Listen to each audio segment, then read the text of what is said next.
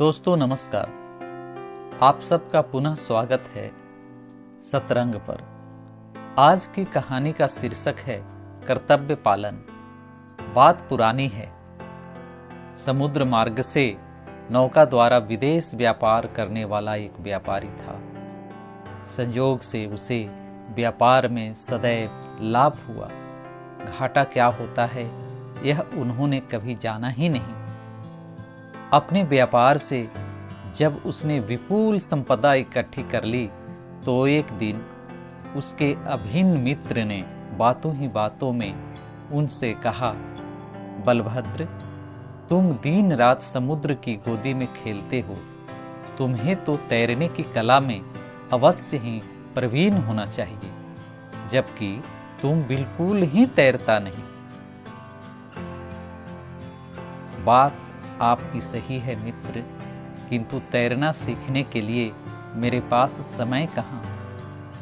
जितने दिन मैं तैरना सीखूंगा उतने दिन में तो मैं लाखों के वारे न्यारे कर दूंगा। यदि ऐसा है तो चमड़े के खाली घड़ों की एक हल्की नौका ही तैयार करके रख लो। भगवान न करे कभी यात्रा के दौरान बुरा समय आ जाए तो वह नौका तुम्हारी मदद कर सकेगी। मित्र का यह सुझाव बलभद्र को पसंद आया।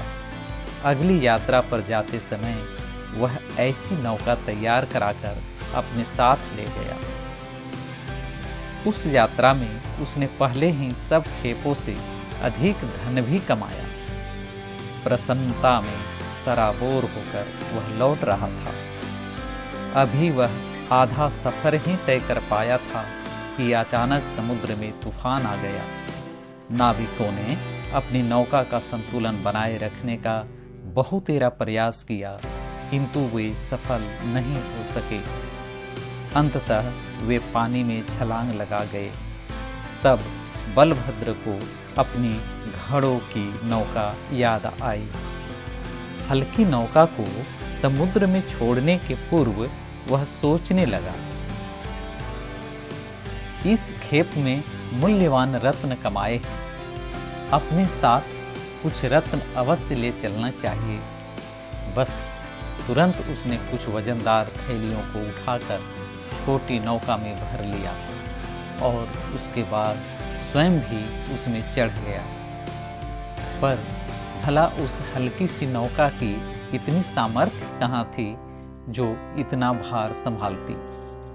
जैसे ही सेठ बलभद्र उसमें बैठा तैसे ही वह लुढ़क पुढ़क हो गई।